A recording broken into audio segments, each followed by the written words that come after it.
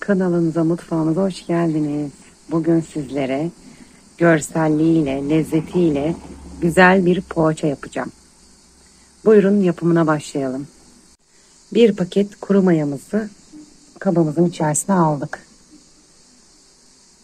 Bir bardak ılık suyumuzu içine ve bir bardak sütümüzü içerisine koyup 2 yemek kaşığı da şekerimizi döküp karıştırıyoruz. Mayamızı erittik ve bir tatlı kaşığı tuzumuzu döküyoruz.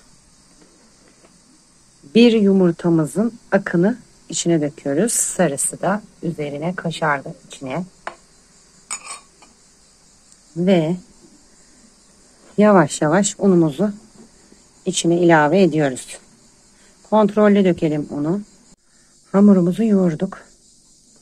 Ve 50-60 gram tereyağımızı döküyoruz.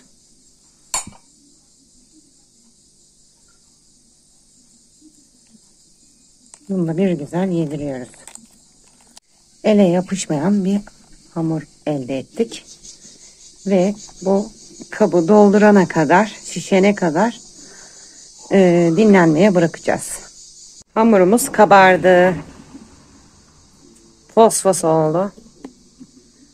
Bunu küçük bezeler haline alıp açacağız. Hamurumuzu bezeler haline getirdik. Ve açmak için uygun bir tahta. Onun üzerinde hafif ellerimizi biraz yağlayarak açıyoruz. Bu şekilde açıp saracağız. Rulo şeklinde saracağız. Bu şekilde rulo yaptım.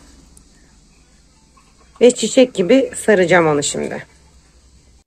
Bu şekilde sarıp tepsimize koyduk.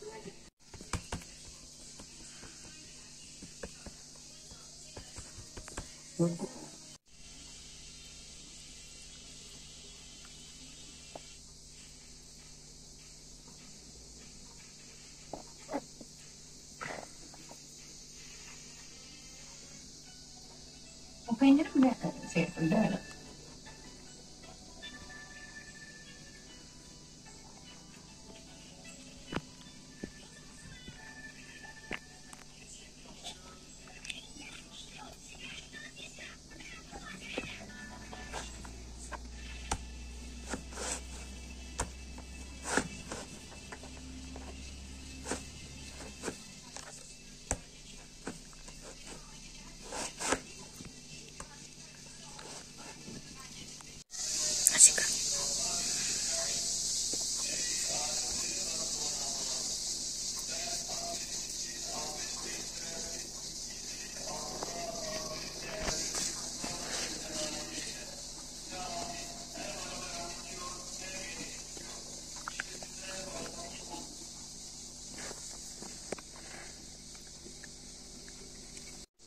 Bu şekilde yaptık. Şimdi yumurtamızın sarısını sürüyoruz.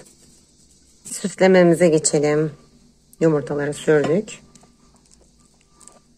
Poğaçalarımız pişti. Mis gibi kokuyor. Deneyecek olanlara afiyet olsun. Kanalımıza abone olup yorum yazmayı unutmayın. Bir dahaki videoda görüşmek üzere. Bay bay.